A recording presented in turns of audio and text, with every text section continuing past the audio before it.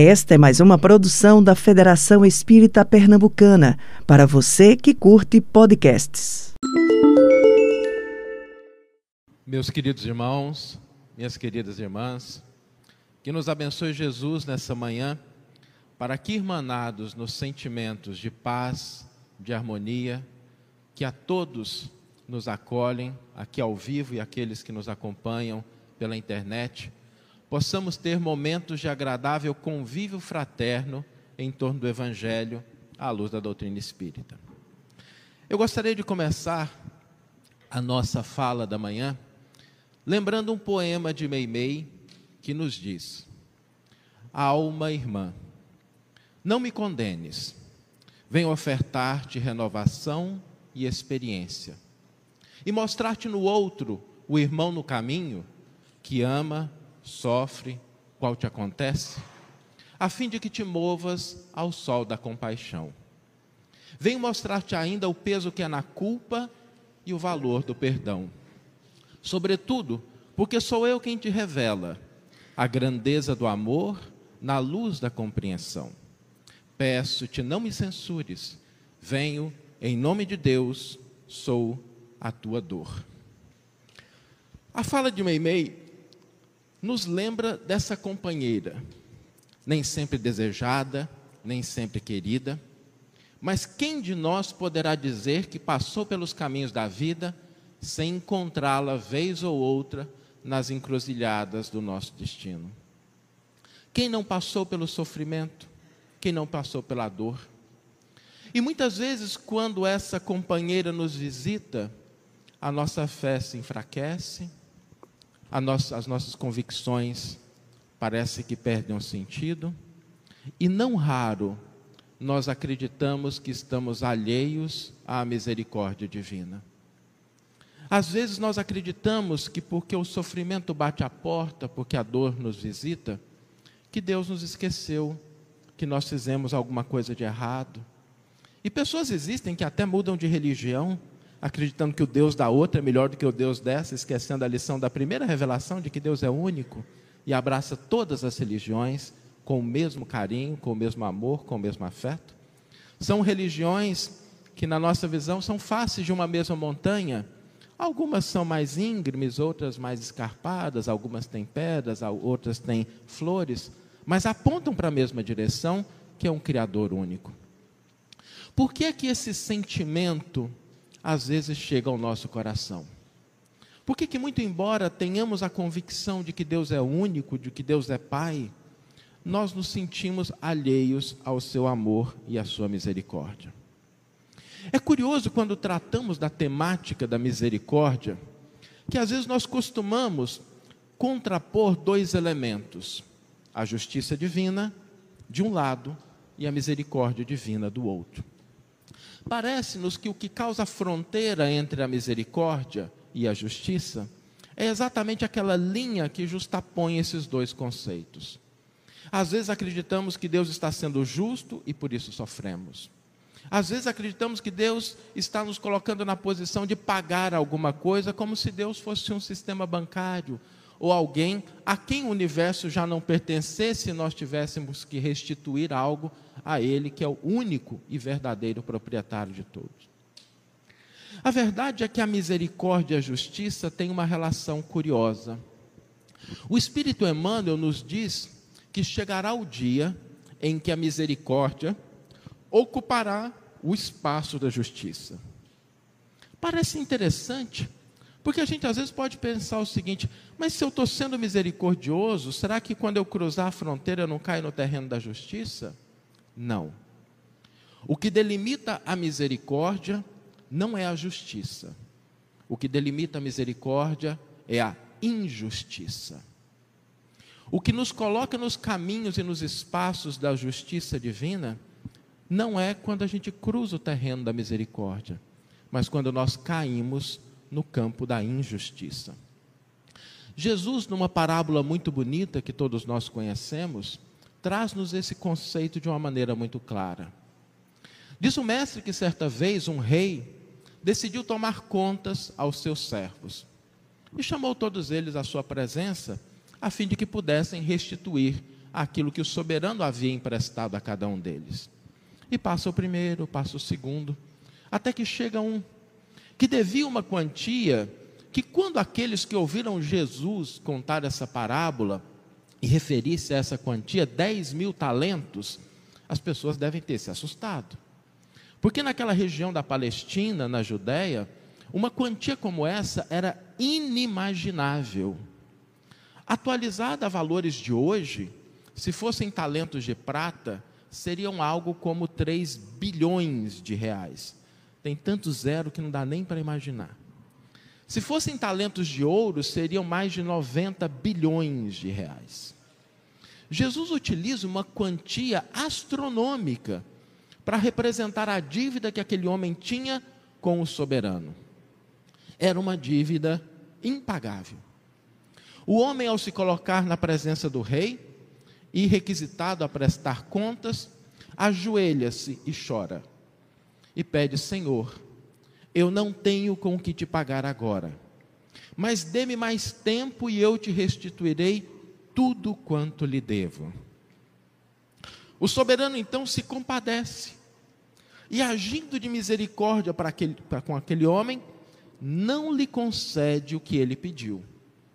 Porque o que o homem pediu? Mais tempo, a fim de que ele pudesse trabalhar e então restituir o que devia. O soberano não lhe dá isso. Ele perdoa todas as dívidas. E, entendendo o soberano como sendo a representação de Deus, nosso Pai, é muito curioso a maneira como Cristo constrói as suas parábolas. Porque o homem pede algo que o Pai já havia concedido a ele. Ele pede mais tempo. Mas nós somos espíritos imortais. Deus já nos concedeu esse tempo. Aquele homem demonstrava naquele momento uma certa compreensão de que o trabalho na eternidade pode restituir, restaurar e regenerar todas as coisas. O homem fica muito agradecido, retira-se do salão imperial e começa a caminhar pelas ruas. Dá alguns passos e encontra um antigo amigo, que lhe devia uma quantia muito menor, apenas 100 denários, o que equivaleria a uns 2, 3, 4 meses de trabalho na atualidade. E ele, diante daquele devedor que ele não via há algum tempo, lança-se-lhe ao pescoço e lhe diz: paga aquilo que me deves. O homem, que devia, a exemplo do que ele havia feito minutos antes, ajoelha-se. Ele diz: eu não tenho com o que te pagar agora, mas dê-me mais tempo e eu te restituirei tudo quanto lhe devo. Aquele servo que havia sido perdoado de tantas coisas, esquece o benefício que havia recebido e diz de maneira ríspida àquele homem: se não tens com que me pagar, eu te entregarei à justiça, serás preso e de lá não sairás até que tenha restituído o último centil. Age em nome da justiça. Alguns transeuntes que ali passavam e que haviam contemplado o perdão que aquele homem recebera minutos antes do rei, voltam ao salão imperial e narram o acontecido. O soberano então manda chamar novamente aquele servo, e quando ele chega à sua presença, é repreendido: servo mau e infiel, fostes perdoado no muito, por que não soubestes agir de igual forma com o teu irmão? Fostes perdoado em tantas coisas, por que não pudestes ceder um pouco daquilo que eu te concedi àquele que te devia tão pouco? Recairá sobre a tua cabeça a mesma sentença que tu destes ao outro. Serás entregue à justiça e de lá não sairás até que tenha pago o último centil. Por isso, quando nós pensamos na questão da misericórdia, trazida pela parábola do Cristo, é curioso, porque Deus age sempre antes. Deus é um Pai tão bondoso que Ele faz um investimento antecipado.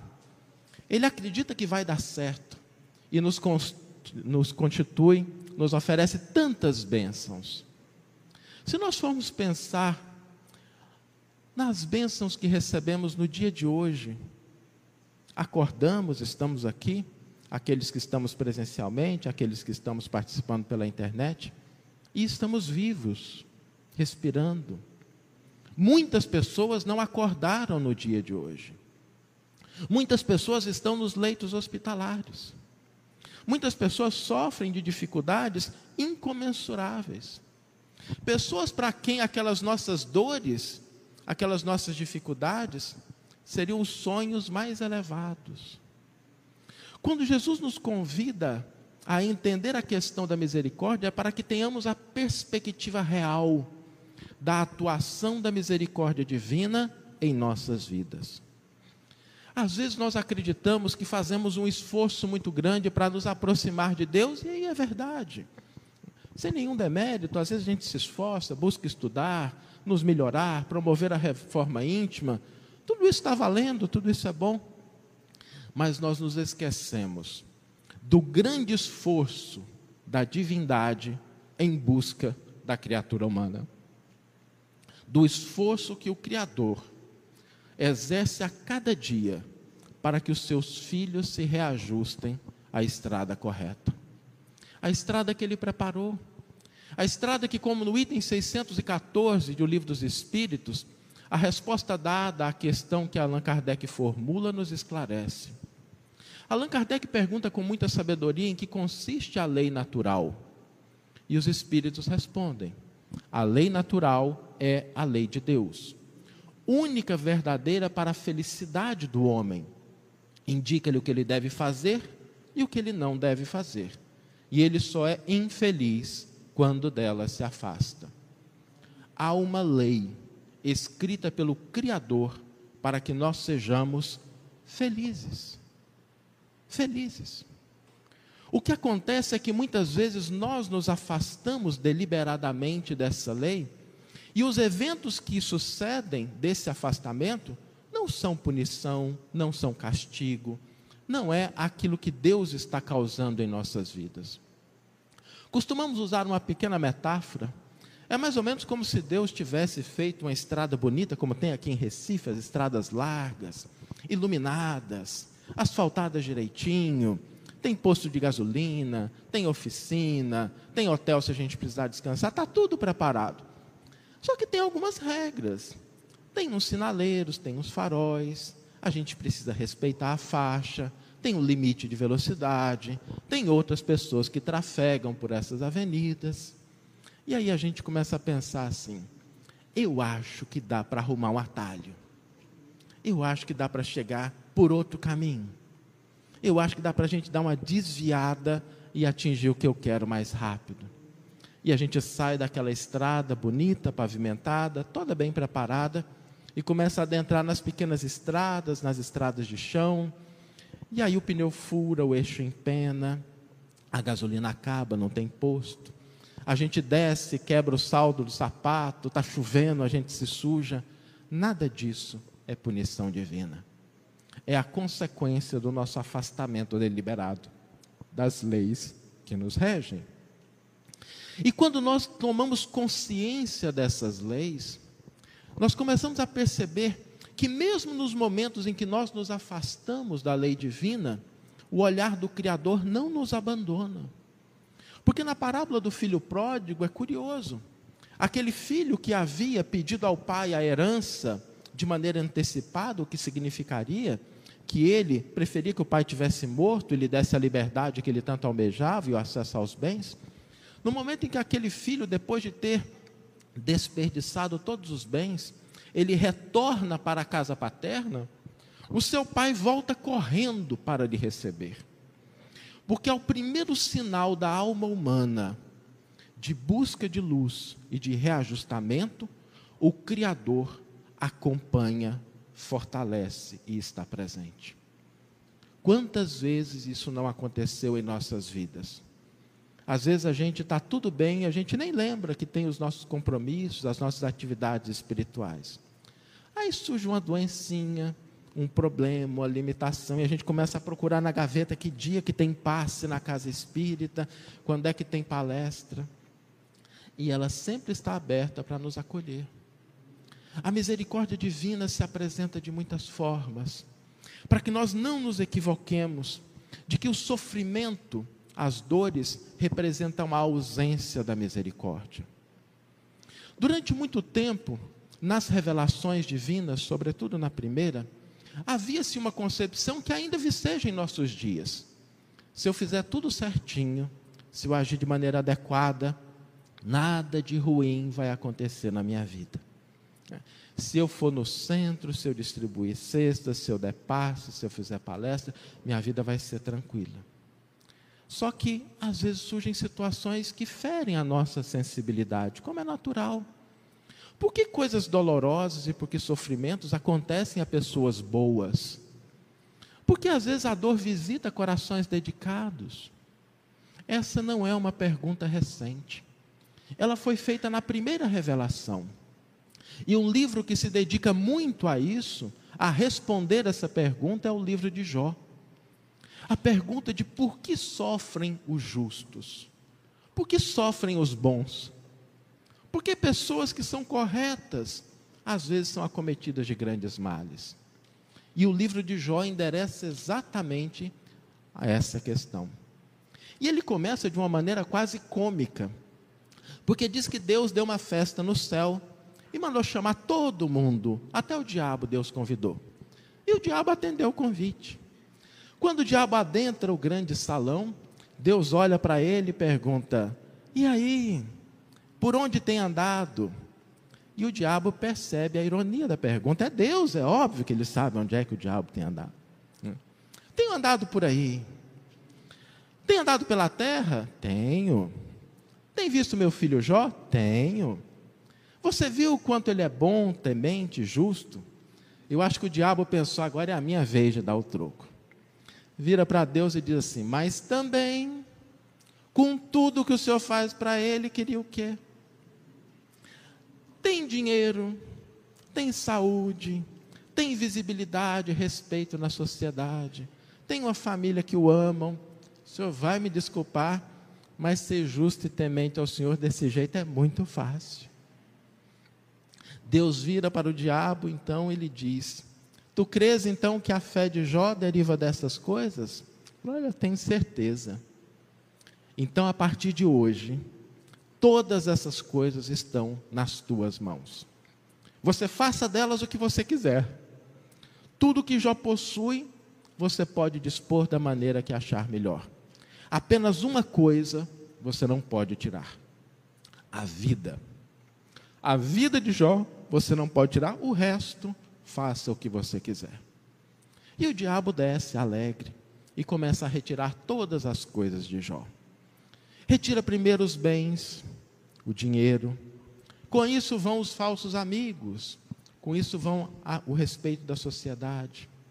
A família o abandona, filhos são mortos na sua frente, as enfermidades do corpo chegam, e Jó fica numa situação de extrema penúria. E quando ele está naquela situação, muitos de nós já devemos ter passado por isso, chegam aqueles amigos mais interessados nas quinquilharias do que no conforto. E os amigos de Jó, bem ao gosto dos diálogos gregos, começam a perguntar para Jó o seguinte, chegam bem perto no ouvido dele e indagam: o que você fez de errado, Jó? E Jó responde: como assim? Jó, ninguém vai passar por essa situação se não tiver feito alguma coisa de errado. Conta para mim, Jó, o que você fez de errado? E Jó diz: eu não fiz nada de errado. Não é possível, Jó. Sofrer desse jeito, perder tudo sem ter feito algo de errado, não é possível. E Jó mantém-se firme. Ele diz: eu tenho consciência pura, sei que nada fiz de errado. De minha parte, preferia estar morto, mas eu sei que não posso abrir mão da minha vida, porque isso seria um crime contra o Criador. E passa o primeiro amigo, o segundo amigo, fazendo as mesmas questões: Jó, o que você fez de errado? E Jó mantém-se firme na sua posição. Até que vai chegando o final do livro, e Deus aparece para Jó, e a gente fica parecendo aquele final de novela das 8, em que a gente estava morrendo de vontade de saber qual que é o final, o que ia acontecer. Mas para nossa frustração, Deus se dirige para Jó e lhe diz: Jó, como você criatura imperfeita e limitada, deseja conhecer os meus desígnios. Eu vou te restituir tudo que você tinha, mas a compreensão virá mais tarde. E ela viria com Cristo. Séculos depois, Jesus abre um novo horizonte no entendimento humano, porque começa a levantar os nossos olhos para a imortalidade. O túmulo já não é o destino final da criatura humana. A vida prossegue. A morte não separa aqueles que se amam. A morte não confere o término da nossa existência e das nossas experiências. O Cristo começa a dizer que muitas coisas que acontecem hoje têm a sua origem no passado, antes do berço. E muito daquilo que a gente almeja alcançar nos será ofertado para além dos portões da morte. Alarga os nossos horizontes de compreensão. Mas não poderia dizer tudo, já havia dito muitas coisas. Caberia à doutrina espírita, 18 séculos depois, aprofundar essa questão, de maneira clara, límpida e transparente, sem dogmatismo, sem esoterismo, nos mostrando a realidade do que nós somos, a realidade da reencarnação, para que nós pudéssemos voltar à questão da misericórdia e da justiça divina e compreendê-las em profundidade. Porque a doutrina espírita nos oferece uma visão acerca da dor e do sofrimento, que é muito mais profunda. A perspectiva que a doutrina espírita nos traz é composta de 3 elementos. Quando nós enfrentamos a dor e o sofrimento em nossas vidas, podem vir de 3 características diferentes. Uma delas nós conhecemos de sobra, a gente até usa em exagero, é a expiação. Parece que tudo o que acontece de errado foi porque alguém fez uma coisa errada no passado. A gente vê um cachorrinho andando sem a perna na rua e pensa, foi um dinossauro na outra encarnação, matou muito bicho e agora está punido. A gente olha para aquilo que nos acontece e pensa, o que eu fiz? Devo ter tacado pedra na cruz. E a expiação, ela existe, ela está presente. Mas existe uma outra forma de entendermos a dor, que é a prova, e uma terceira, que é a missão. E nós vamos aprofundar um pouquinho esses 3 elementos na manhã de hoje. Quando nós pensamos na expiação, às vezes a gente acredita que está pagando alguma coisa, que porque fizemos algo de errado, Deus está cobrando. E óbvio que é da lei que se a gente bagunçou, a gente tem que arrumar. Se a gente tomou, a gente tem que devolver. Se a gente quebrou, devemos consertar. Porque se fosse de maneira diferente, cairíamos no terreno da injustiça. Se eu bagunçar e outro tiver que arrumar, não é justo. Se eu tomar e outro tiver que devolver, não é justo. A expiação, ela está presente. Mas longe de configurar um pagamento à divindade, ela representa a confiança do Criador de que nós podemos reajustar a nossa maneira de enxergar as situações. Ninguém expia exclusivamente porque está reajustando, mas é para que nós reavaliemos a maneira como nós enxergamos as experiências. Porque às vezes a gente acha que determinadas coisas são muito boas e a gente repete elas sucessivamente e elas são equívocos. Aí Deus nos dá a oportunidade de experimentar um pouquinho da consequência das nossas ações, a fim de que nós possamos reajustá-las. É nisso que consiste a expiação. A oportunidade de rever a perspectiva que nós temos sobre as nossas ações. Eu tenho alguns amigos que moram em Minas Gerais e me disseram que lá tem um limão muito azedo, cujo nome não foi eu que dei, é local, é limão capeta. E diz que o limão é muito azedo e que quase ninguém planta, mas que de vez em quando surgem uns pés. E às vezes a gente faz assim, a gente planta uns pezinhos de limão desse na vida do semelhante. A gente acha que o limão é bom, aí um dia Deus faz assim, meu filho, deixa eu te fazer você provar um pouquinho, vai lá no pé, pega um só, abre e deixa a gente provar algumas gotinhas. E aí a gente percebe, olha, não é bom, é melhor deixar de plantar isso e plantar outra coisa. Quando nós pensamos na expiação, ela não é um processo de pagamento. Inclusive porque a expiação nem sempre ela ocorre da maneira como nós pensamos.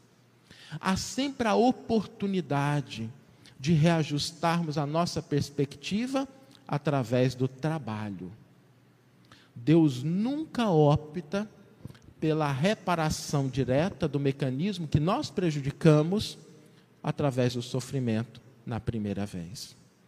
Na obra Há 2000 anos é muito curioso, porque o Espírito Emmanuel, nessa autobiografia muito corajosa, em que quando ele indica aquele grupo, através da psicografia do Chico, que tinha a intenção de trazer o Há 2000 anos ao mundo, ele diz textualmente: se algum dia Deus me permitir, falar-vos-ei do orgulhoso patrício Públio Lentulus, a fim de algo aprenderes de uma alma indiferente e ingrata.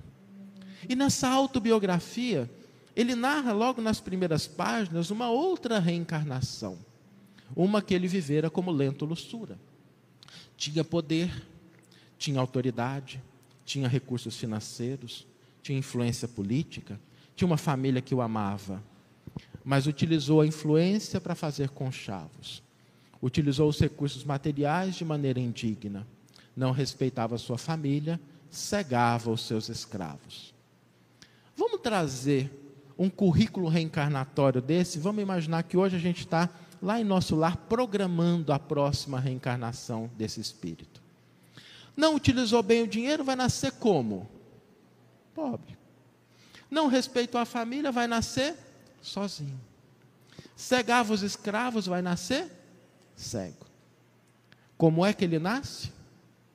Senador, detentor de poder político e financeiro, cercado de pessoas que o amavam, com uma proposta: no momento oportuno, atender ao chamado do Cristo e trabalhar em favor da divulgação do Evangelho. Naquela reencarnação, Públio rejeita o convite, porque a misericórdia divina, ela nunca nos oferece o sofrimento e a dor como primeira alternativa. É sempre o trabalho, é sempre o auxílio. Por isso, todas as vezes que a vida nos oferece uma oportunidade de sermos úteis ao semelhante, lembremos que podemos ter o trabalho batendo antes que a dor nos visite. Não por punição, não por castigo, mas porque quando nós trabalhamos, nós reajustamos a nossa perspectiva do que é bom, do que é justo, do que é certo. Quantas vezes nós não fomos às favelas, aos asilos, às creches, achando que entregaríamos algo de muito útil para aquelas pessoas, e fazemos porque é necessário, mas saímos de lá renovados, com perspectivas e com sentimentos. Chico tinha uma frase muito bonita que ele dizia, que quando ele se sentia sob o peso das injunções, sob as críticas acerbas que ele recebera muitas vezes, quando ele desanimava um pouquinho, ele ia em casa, abria o armário, pegava um pacote de bolacha, 1 quilo de alimento, e se dirigia às favelas. E ali ele trocava o alimento material por forças para o dia seguinte. Quando nós trabalhamos em favor do semelhante, nós reajustamos a nossa perspectiva da vida. A gente chega às vezes naquelas casas simples, naquelas casas que possuem quase nada, e a gente vê o sorriso nos receber, quando muitas vezes permanecemos acabrunhados, tristes, sorumbáticos, pensativos, com problemas que são muito menores. O trabalho reajusta a nossa perspectiva da vida. Por isso, quando pensamos na expiação, nunca devemos conectá-la com pagamento ou punição divina, mas como oportunidade de alterar a perspectiva que temos na vida, que nos visita primeiro com a oportunidade de trabalho e só então, quando rejeitada, comparece como a dor, a fim de que nós não percamos a lição. Mas o sofrimento ainda possui uma segunda dimensão. Às vezes o sofrimento não deriva da expiação, deriva da prova. E não tenhamos dúvida, no momento em que passamos de uma transição de um mundo de provas e expiação para um mundo de regeneração, a maioria dos problemas que nos afligem não diz respeito à expiação, mas à prova, à avaliação de valores, a testes em relação àquilo que nós já colocamos como propostas de crescimento. Porque se a gente está no final do ciclo, é natural que nós tenhamos ali mais a avaliação. Se estivéssemos no início da jornada, é natural que tivéssemos mais expiação. Mas a maioria dos problemas que acontecem hoje no campo individual, familiar, social, são testes. Avaliações se nós conseguimos, de fato, exercer aquilo que a gente já conhece, que já nos foi dado, como conhecimento, como informação. É mais ou menos assim, a gente está lá na espiritualidade e fala assim, eu já consegui aprender a ser uma pessoa paciente, tolerante e fraterna. Pois bem, então a gente vai nascer no meio de uma família especial, uma família que não nos compreende, uma família que pisa no nosso calo, uma família que às vezes não compactua com as nossas ideias. Por quê? Porque é só aí que nós vamos, de fato, provar se aquilo que nós acreditamos que temos conquistado é algo que é nosso patrimônio. Por isso, quando a gente vem para uma casa espírita, devemos lembrar, uma casa espírita, uma igreja católica, templo evangélico, budista, todas as religiões oferecem as suas oportunidades. Nós estamos numa academia para desenvolver e fortalecer a nossa musculatura espiritual, a fim de que quando a gente estiver lá fora, a gente consiga passar nos testes. A gente consiga, diante da ofensa, responder da maneira adequada. A gente saber utilizar os recursos que nos possibilitam amenizar as dores, mas também reduzir os conflitos. Quando nós estamos na vida, lembremos de que muitas situações se configuram como provas e não como expiação. O que alivia um pouco o nosso coração, porque nós não estamos na posição de nos configurar como criaturas imperfeitas. Já demos alguns passos. E é importante que tenhamos consciência disso, que saibamos avaliar. Eu já conheço, já sei, isso que está acontecendo não é punição, não é castigo, é a oportunidade de eu colocar em prática aquilo que eu sei. Mas existe um outro tipo de sofrimento que muitas vezes nos visita, e esses têm por causa as missões que nós escolhemos no mundo. E é curioso porque quando a gente pensa em missões, nós às vezes pensamos os grandes nomes, e é natural que assim seja. Mas todos nós temos as nossas missõezinhas, também concedidas pela misericórdia divina, a fim de que nós possamos aumentar o nosso patrimônio de realizações espirituais. Quando nós pensamos nas missões, às vezes elas chegam à nossa vida de uma maneira curiosa, porque quem olha de fora nem sempre diferencia o sofrimento nessas três categorias. Há uma história na literatura espírita muito curiosa, de um jovem na espiritualidade que estava se programando para trazer à Terra alguns avanços na área da medicina, no tratamento de pessoas que tinham problemas de visão, que sofriam de cegueira. E lá na espiritualidade ele estudou o que lhe era possível acerca da constituição do nervo óptico, das conexões neurais, das causas de doenças, das infecções. Passou longo tempo estudando, porque nada acontece por acaso. E depois de ter estudado tudo isso, a fim de que quando ele reencarnasse, aquelas informações estivessem mais acessíveis ao seu psiquismo, ele procura o seu mentor, apresenta o que ele já havia aprendido e diz, olha, eu acho que eu estou pronto para realizar a missão que eu quero tanto de trazer avanços na área da medicina em auxílio daqueles que vivem nas trevas da visão.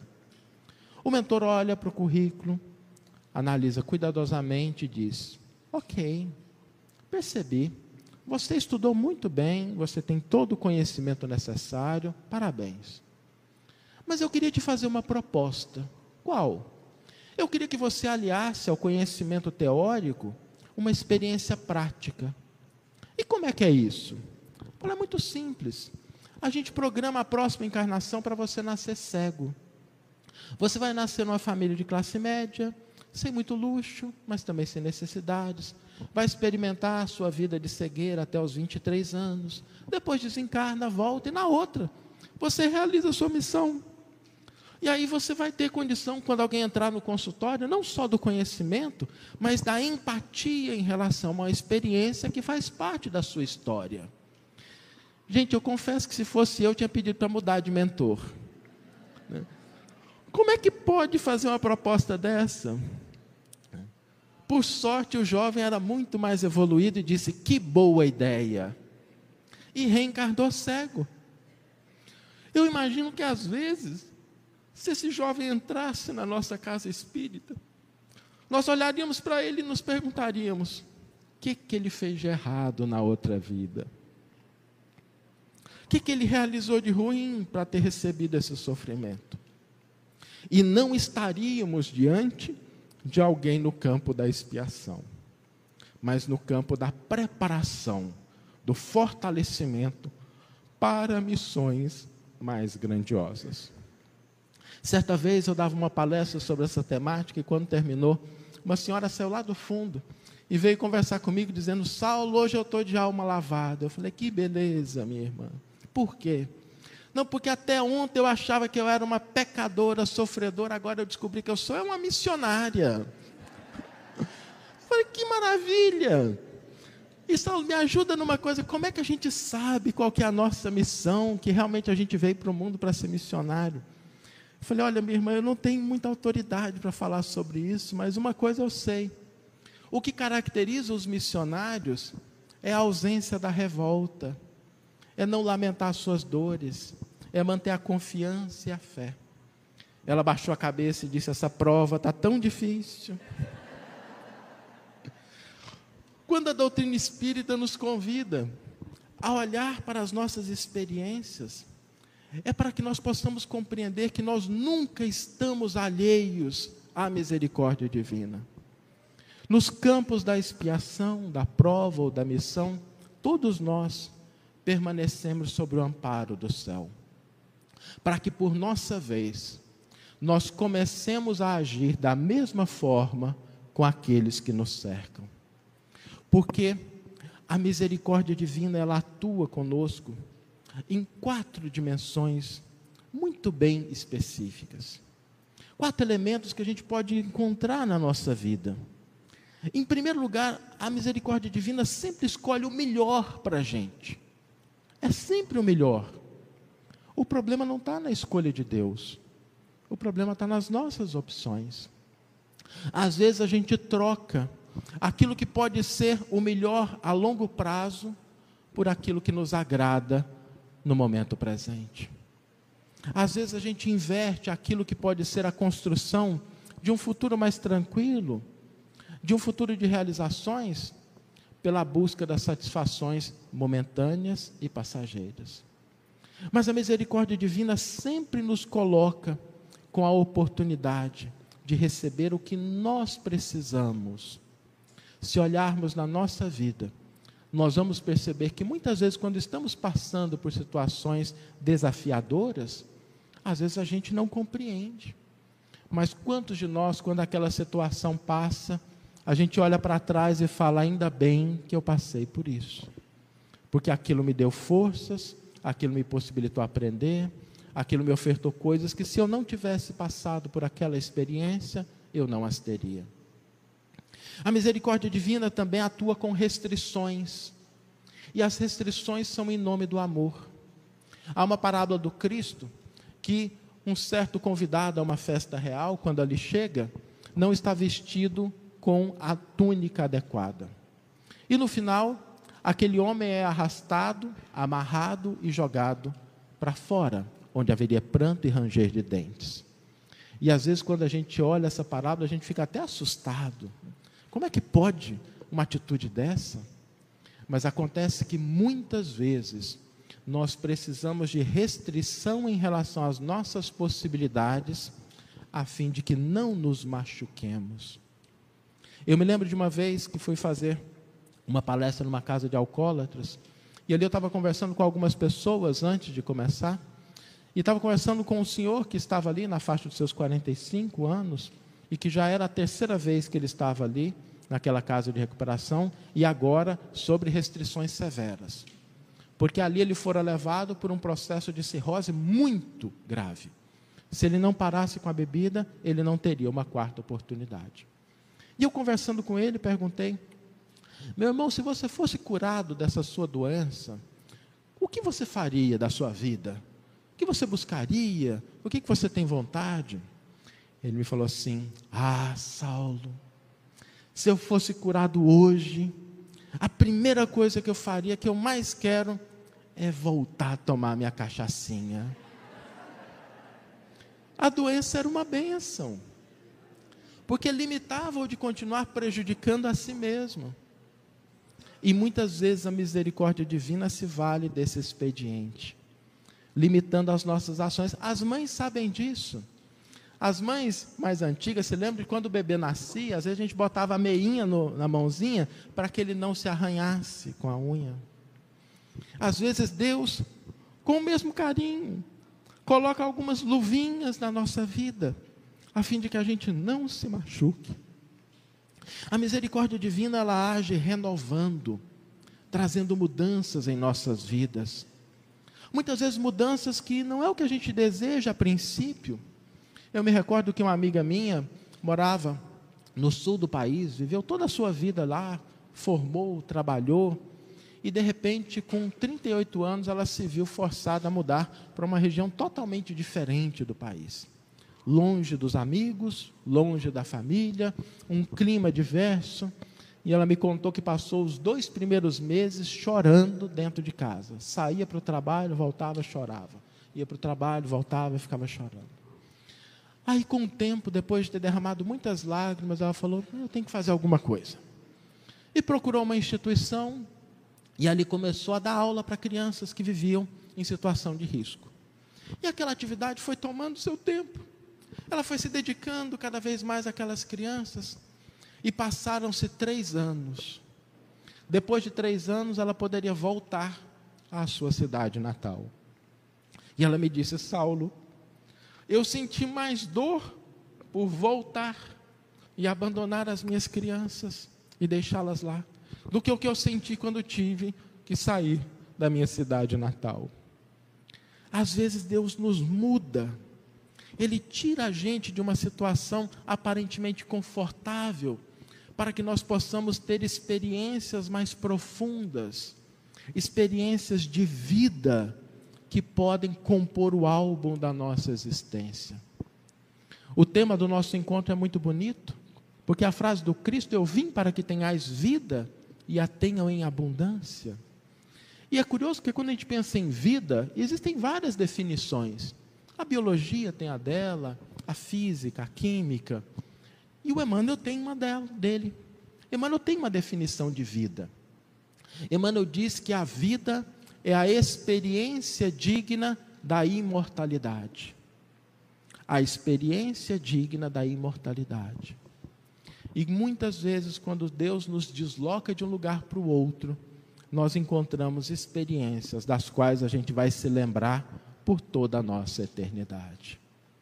Porque às vezes a gente passa o dia todo agindo, fazendo, realizando, e chega no final, nada daquilo merece ser lembrado.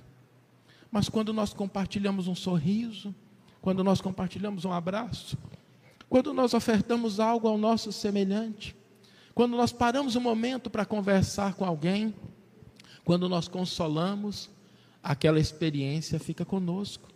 E a gente se lembra dela durante toda a nossa existência. Coletar essas experiências significa ter abundância de vida. E nem sempre no local em que nós estamos, essas experiências estão disponíveis. A gente já tirou foto de tudo que precisava ali, precisamos ir para novas paisagens, novos horizontes. A misericórdia divina também atua pela lei do fluxo, porque ela sempre nos alcança primeiro, esperando que nós ofertemos algo para o nosso semelhante. O problema é que às vezes a gente fecha a torneirinha, e aí a coisa fica limitada. Não é porque o fluxo deixa de soar, é porque a gente fecha a torneira. Por isso, quando nós pensamos na misericórdia divina, é preciso sempre nos lembrar de que tudo aquilo que nós ofertamos ao nosso próximo, chega primeiro como realização ao nosso coração. E é por isso que Jesus nos convida à prática do perdão, a última lição do Mestre. Na cruz, despedindo-se do mundo material, levanta os olhos e diz: Pai, perdoa-os, porque eles não sabem o que fazem. Nos mostrando que é impossível ascender espiritualmente sem a capacidade de perdoar. E às vezes nós pensamos no perdão como sendo algo que beneficia o outro. A gente acha que às vezes o perdão é uma carta de alforria para a consciência alheia. Isso é impossível. Ninguém pode conferir esse tipo de concessão ao outro, porque a consciência no momento oportuno buscará os meios de reajuste ela própria. Mas o perdão é aquilo que nos liberta. O perdão é aquela tesourinha que corta a corda que nos prende àquelas situações e nos permite caminhar em novos horizontes e novas experiências. Quantas vezes não encontramos pessoas com seus 60, 70, 80 anos que ainda se lembram de coisas que aconteceram na sua juventude? Quando eu era jovem, fulano fez isso, ciclano fez aquilo, e carregaram a corrente e o peso da mágoa por muitas décadas. O perdão liberta a criatura. Quando nós agimos utilizando o silêncio nas situações, que às vezes nós até podemos agir de uma maneira mais incisiva, mas a gente prefere se calar. Quando a gente utiliza o silêncio para não condenar ninguém, nós estamos estabelecendo bases muito sólidas de construções profundas.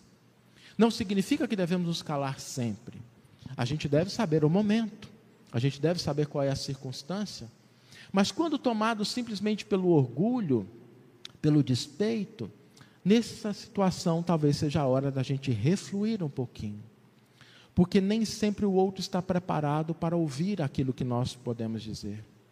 Jesus nos dá um exemplo notável, porque diante de Pilatos, que se dirigia ao Cristo com rispidez, perguntando o que é a verdade, Jesus se cala. Diante daquele ladrão que fora crucificado junto com Cristo e se vira para o mestre e diz: se tu és o rei, se tu és o Messias, desce da cruz, salva-te a ti e a nós. Jesus também se cala. Diante daquele outro ladrão que virou para ele e diz: mestre, eu sei que tu és inocente enquanto nós somos responsáveis. Hoje, quando tu adentrares no teu reino, lembra-te de mim. A esse Jesus dirige palavras: em verdade vos digo que hoje mesmo estarás comigo no paraíso. E algumas pessoas confundem, achando que aquele homem seria alçado imediatamente à posição de angelitude. Não é isso. Mas naquele momento o reino do céu já estava começando a ser construído dentro dele. Porque ele não cedia espaço à revolta, buscava compreensão e aprendizado na figura do mestre. Muito trabalho seria feito, mas o carro já estava na direção certa, apontando na estrada adequada. Agir com misericórdia em relação aos outros significa a gente avançar no amor até que seja o amor aos inimigos, o que não é simples. Allan Kardec, com muita sabedoria, separou em 2 capítulos o amor. Num capítulo, o amor ao próximo. No outro capítulo, o amor aos inimigos, porque são estágios distintos, expressões diferentes. Nós não amamos os adversários com a mesma ternura e consideração que nós dispensamos a um amigo. Nós não vamos acolher no nosso coração da mesma forma aquela pessoa que é simpática e que nós temos confiança nela. Mas o amor aos inimigos é um estágio que nós precisamos pensar nele para entender qual é a razão que está por trás desse convite que o Mestre nos faz de amar aos inimigos, que vem junto com o alerta: se amardes somente o que vos amam, que de especial fazeis? Não fazem também assim os publicanos e pecadores? O amor aos inimigos não é simplesmente um sentimento piegas, mas é uma compreensão mais profunda do que significa o amor e as nossas relações. Porque quando nós estamos diante dos adversários, eles são muitas vezes professores importantes e gratuitos. Às vezes, quando a gente está cercado de amigos, a gente tem lá os nossos defeitos, mas o amigo não tem coragem de falar, né? Fica assim meio constrangido, fala, não, tá bom assim. A gente fala, eu vou fazer tal coisa, que beleza, vai. O adversário chega e fala assim, seu plano não vai dar certo, você não está preparado. Você ainda não conseguiu. Eu acho que você não vai conseguir por conta disso. E aquilo nos serve de alerta. Aquilo nos serve de atenção. Muitas vezes o que o amigo não tem coragem de dizer, o adversário nos revela. Quando nós pensamos no amor aos inimigos, ele nos convida a uma compreensão mais profunda das chagas humanas. Porque às vezes quando a gente está caminhando pelas ruas, a gente vê alguém que padece de enfermidade do corpo físico, a gente se sensibiliza com ele. Imaginemos que nós estejamos caminhando pela via pública, carregando algumas sacolas, voltando da farmácia ou do supermercado, e alguém vem na direção contrária e dá um trombalhão com a gente, as coisas caem no chão, se espalham pela calçada, e aí é natural que diante daquele incidente a gente fica um pouco nervoso, por que a pessoa não prestou atenção? Aí a gente se vira para a pessoa e descobre que ela é cega. O que acontece com a nossa atitude? Às vezes a gente até esquece daquilo que está na calçada e vai socorrer a pessoa que foi a causadora do incidente. Você está bem? O que aconteceu? Você se machucou? Posso ajudar? Porque nós agimos assim porque enxergamos a enfermidade, a limitação do corpo.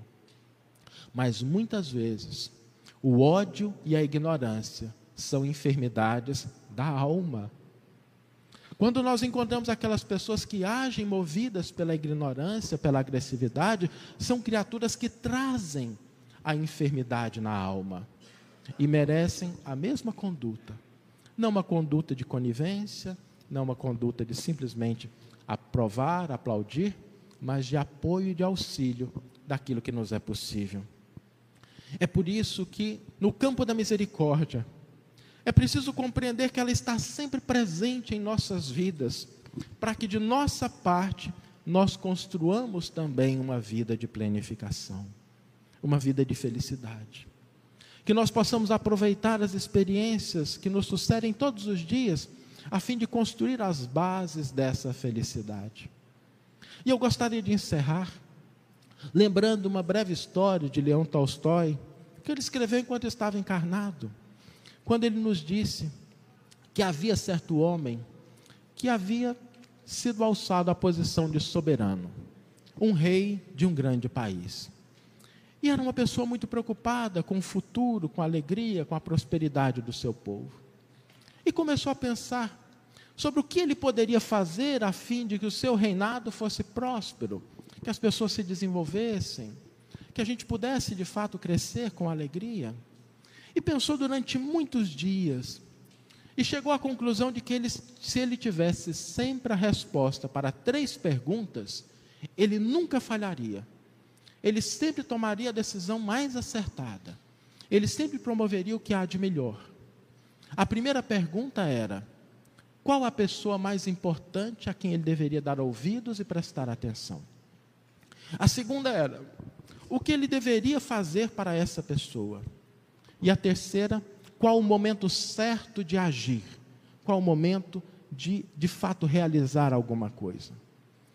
E ele, de posse das perguntas, não tinha as respostas, mandou que os sábios do reino pudessem vir ao seu encontro, à sua presença, e apresentar a sua perspectiva. E desfilaram muitos ali, trazendo propostas diferentes. Alguns diziam que as pessoas mais importantes eram aquelas que eram mais sábias, outras que eram as que tinham mais poder, que o soberano deveria prestar atenção naquelas que têm mais condição de dar o apoio que ele precisava, que o momento oportuno talvez fosse o amanhã, porque hoje a gente age com tempestividade. E as respostas eram tão diversas, que o soberano chegou à conclusão de que nenhum daqueles homens possuía de fato a resposta que ele buscava. E certo dia, ele sentado no trono, cabisbaixo, pensativo, Um dos seus servos mais leais se aproxima dele e lhe pergunta: soberano, por que tu estás tão triste? Ele fala: meu amigo, tenho buscado a resposta para 3 perguntas, que para mim pareciam muito simples, mas vieram homens de todas as partes e nenhum deles me pareceu ter a resposta. Aquele seu servo disse: talvez haja um que tenha as respostas que tu estejas buscando. Quem é?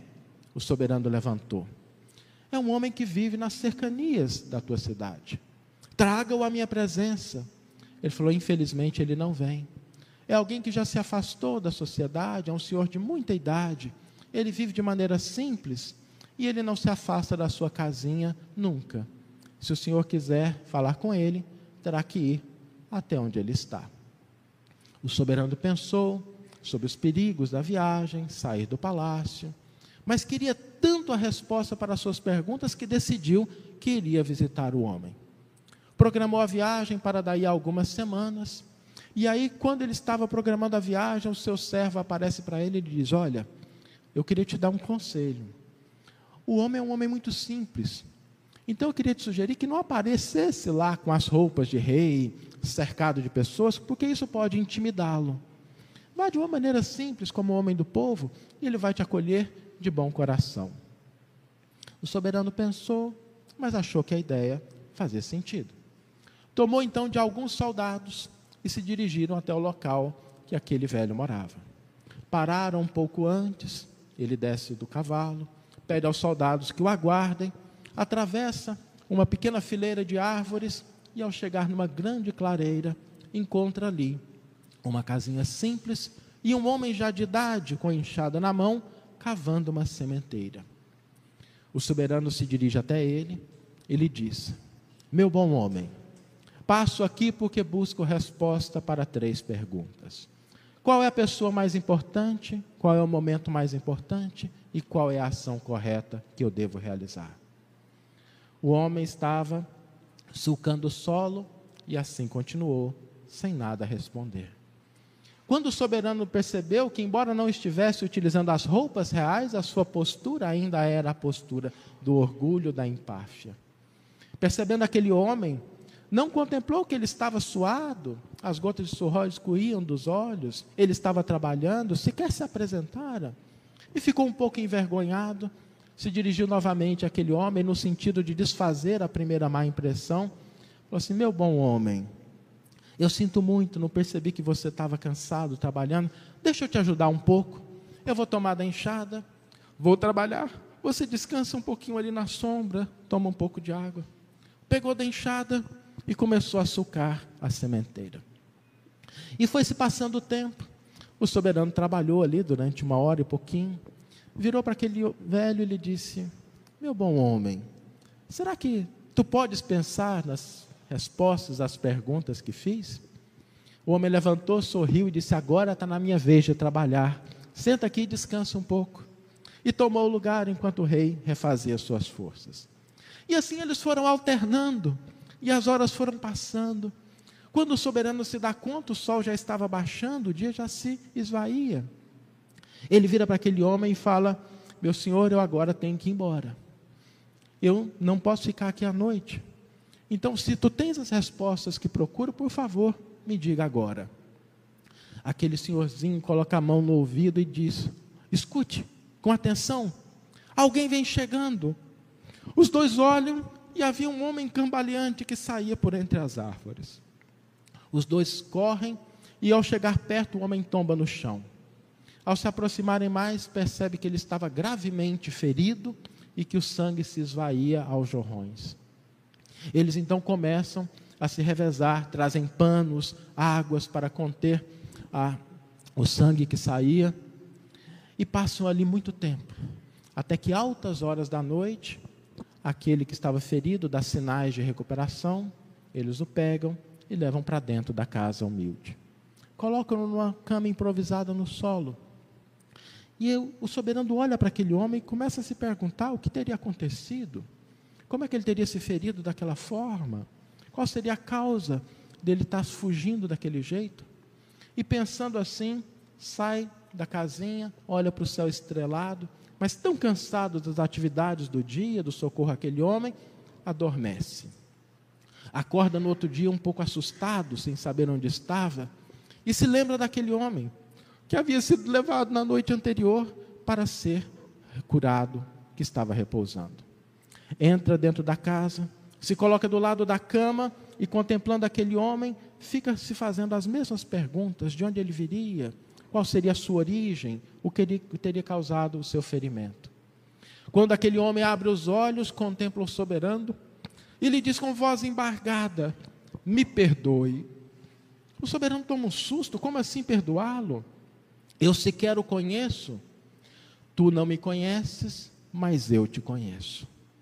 Há 10 anos atrás, uma decisão que eu julgava ter saído de tuas mãos fez com que meu irmão perdesse todos os bens.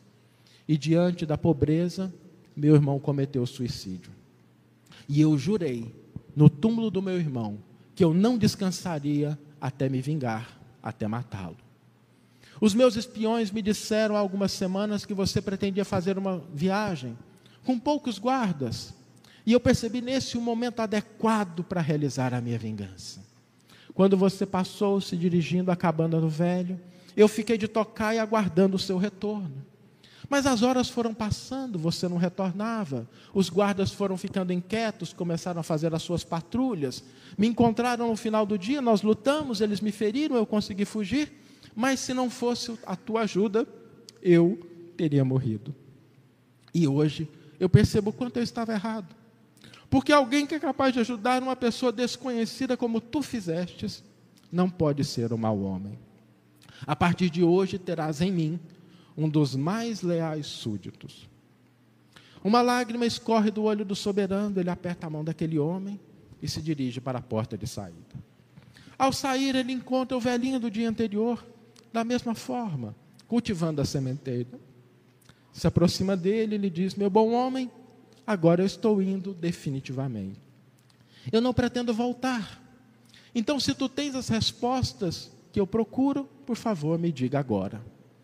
O velhinho sorriu e disse: mas você já recebeu as respostas que você estava procurando. Como assim? 2 vezes a vida te respondeu. Como assim? Ontem, quando você chegou, naquele momento, se você não tivesse me auxiliado na sementeira, teria voltado, encontrado o seu adversário e talvez hoje estivesse morto. Então a pessoa mais importante naquele momento era eu que estava ali trabalhando. O momento mais importante era aquele. E a ação mais importante era me auxiliar no que lhe era possível. O soberano se pôs a pensar. Quando o velhinho lhe disse: no final do dia a vida te respondeu novamente. Porque naquele momento apareceu um homem à sua frente. A coisa mais importante era auxiliá-lo. O momento mais importante era aquele. A ação mais adequada era cuidar dos seus ferimentos, porque se você não tivesse feito isso, talvez não tivesse conseguido se reconciliar com seu adversário. E teria do lado de lá um inimigo. Por isso, as respostas são muito simples.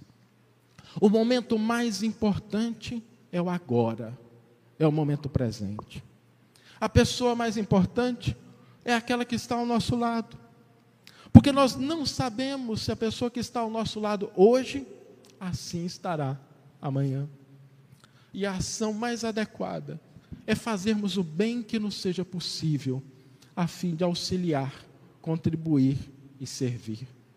Agir com misericórdia significa receber as bênçãos que diariamente a divindade derrama em nossas vidas, para que nós possamos também ofertá-la às mãos do nosso semelhante. Às vezes acontecem dificuldades, problemas, dúvidas, ansiedades, mas o Cristo nos legou uma ferramenta extraordinária para que mesmo nos momentos mais desafiadores, nós pudéssemos retomar as nossas forças, fortalecer os nossos ânimos através da oração. Porque foi o Cristo que nos disse: quando fordes orares, levantai os olhos ao céu e dizei: Pai nosso que estais nos céus, na luz dos sóis infinitos. Pai de todos os aflitos nesse mundo de escarcéu, santificado seja, Senhor, o teu nome sublime, que em todo o universo exprime concórdia, ternura e amor. Cumpra-se o teu mandamento, que não vacila e que não erra, assim no céu como em toda a terra de luta e sofrimento. Livra-nos, Senhor, de todos os males, dá-nos o pão no caminho, mas que seja ele forjado na luz, no carinho, no trabalho espiritual. Perdoa, Senhor, nossos débitos tenebrosos, de passados escabrosos, de iniquidade e de dor. Pois hoje não só cremos, mas pelas luzes da doutrina espírita sabemos que a promessa da verdade são os dias de imortalidade. Teve fim a escura morte, que de fato é vida de outra sorte. Não mais uma noite escura na eternidade, mas dia de sublime claridade. Auxilia-nos, Senhor, também, no exercício do sentimento cristão, a amar todo e qualquer irmão, mesmo aqueles que caminham longe do bem. Porque quem sofre, quem erra, quem reclama, quem se desespera, chegará também à perfeição pela lei da reencarnação. E ao nosso Mestre Jesus, modelo e guia de toda a humanidade, exemplo de doação e de bondade, rogamos, despeça-nos, Senhor, hoje e sempre, nas bênçãos de tua luz. Muito obrigado. Você ouviu o podcast da Federação Espírita Pernambucana.